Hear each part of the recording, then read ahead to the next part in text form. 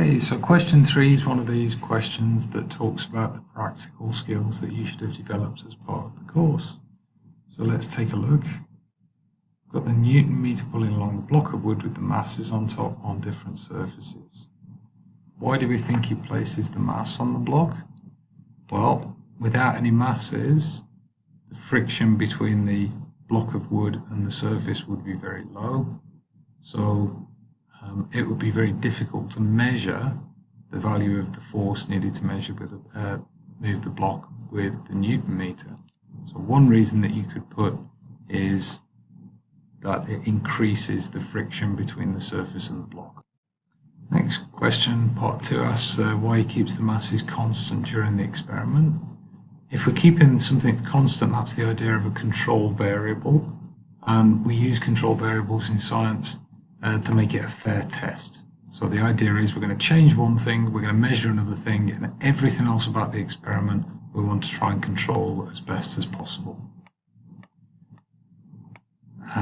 Give an example of a non-continuous variable in this investigation. Well, if it's continuous, then we can put numbers on it. Okay, so that's not going to be anything in this, the force readings in the table. If it's non-continuous, that means we can't put numbers on it. Okay, so that's this stuff here. So the type of surface is the non-continuous variable. The missing average, that's pretty straightforward. You add these two numbers together, okay, and then you divide by 2, and even I can do that in my head. That's 4.5. Okay, we need to display the force results on the grid below.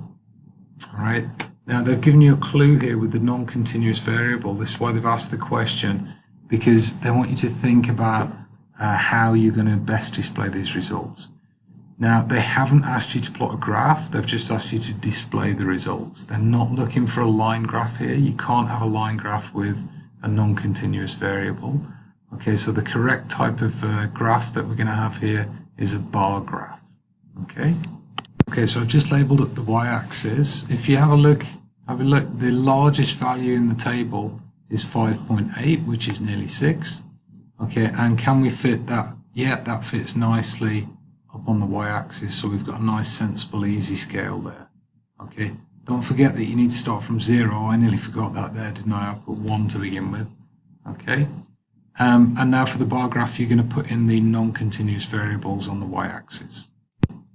Okay, so for a bar graph, you need to leave spaces in between each of the bars. Okay, if they're all connected together, then that's called a histogram, and that's something different, right? Okay, so this is a bar chart. Okay, so we leave spaces between them. You label up each one with what it is. Okay, and then we label up what the x-axis is on the graph, the type of surface, and then we need to plot carefully to the correct height. Okay, so you can see that for wood, the average was 2.5 newtons. So, we need to plot to a precision and accuracy of half a square. All right, that's half a small square is how good we need to be able to get to access the marks here. Okay, there's so many possibilities that we could have for this one. When he compares the results with others in the class, they've got different values of the force, suggests why.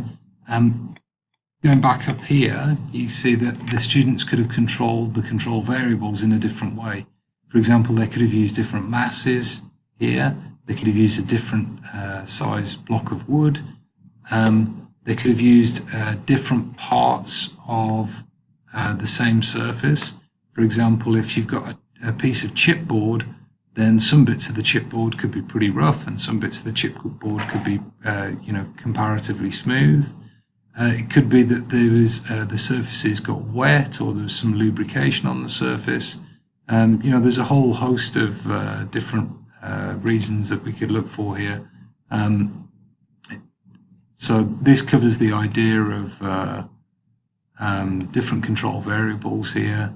This covers the idea of different surfaces, variabilities in the surface. Some more ideas here about difference in error when reading the force meters. For example, 0 error on the force meter If you're pulling the force meter with a different angle, faulty scale, errors in reading the force due to parallax and things like that. Okay, this is a bit more advanced. The other ones are a bit more obvious, I think. But yeah, if you put both of the weights at the back of the block, for example, that'll make the back of the block dig in, but the front of the block not dig in so much. And yeah, we've already talked about lubrication there, haven't we? Okay, so lots of, okay, but this one's asking a question about pressure, and you know a formula for pressure, don't you? It's pressure is force divided by area. Okay, now let's just be really careful about this force here. It's not the force that we're pulling the Newton meter with. Okay, it's this force here, it's the weight of the block. Okay, so you can see that yes, we've increased the mass of the block because it's a bigger block, but the mass that's on the block, okay, where most of the weight comes from, those are staying the same. So the weight will increase, but not significantly. The surface area, however, will increase significantly. Okay, so if the denominator in this is increasing, that means that the pressure underneath the block, that's going to end up decreasing. The force isn't constant, but you know it only increases a little bit. Okay, we already talked through one of the ways that we could reduce friction above. You could use lubrication, that would work. Another way that we could reduce friction is also to reduce the surface area of the block. Okay, and again, just going back and saying, look, this force here isn't the friction force that we're talking about. Let's not get confused with that. If you make the surface area smaller here, okay, there'll be a higher pressure under it, but it will be easier to pull it across the table. Okay, so you could reduce the surface area.